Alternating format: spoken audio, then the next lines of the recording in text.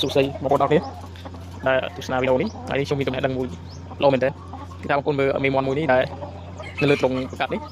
ដោយសារតែខ្ញុំចាប់មេហ្នឹងឲ្យឈ្មោះជាន់ក្នុង2ថ្ងៃម្ដងឃើញថាមេហ្នឹងពងមានមេជីវិតល្អហើយអ្វីដែលពិសេសគឺថាមេនេះបងមេនេះពងជាង30គ្រាប់ហើយវាមួយខែ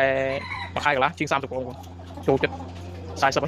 គឺវាពងរហូតពងអត់ចេះក្រាបចង់និយាយចឹងពងអត់ចេះក្រាបអញ្ចឹងបងប្អូនមានមេដែលល្អហើយចង់ប្រកាសខ្ញុំលើកទៅបងប្អូនដាក់ត្រង់អញ្ចឹងហើយ2ថ្ងៃចាប់វាជាន់ម្ដងចឹងធានាថាមេជីវិតល្អហើយកូនមកល្អហើយ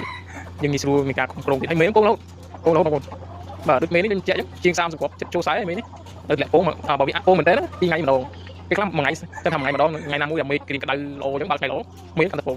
តែមានមេតិចមេក្រៀមអីពួកមេវាអាចបន្ថយពងខ្លះតែខ្ញុំឃើញថាល្អហើយមានជីវិតល្អទៀតនេះសិតតែមេបានខ្ញុំប្រកាសហើយយើងអត់ចំណាយត្រង់ធំច្រើនទេយើងអត់ចំណាយលុយច្រើនសម្រាប់ធ្វើត្រង់ហើយបងប្អូនចង់ថែមចំណីវាបងប្អូនអាចដាក់បន្លែអីនៅស្នូកចំណីហ្នឹងទៅហើយចំណីយើងអាចគ្រប់គ្រងបានឆ្នាំយើងគ្រប់គ្រងបានវាមានស្រួលជាងយើងបន្លែផងណាមួយយើងមិនអស់លុយច្រើនในការធ្វើត្រង់ផងចឹងនេះជាចំណេះដឹងមួយដែលល្អមែនទេអរគុណច្រើន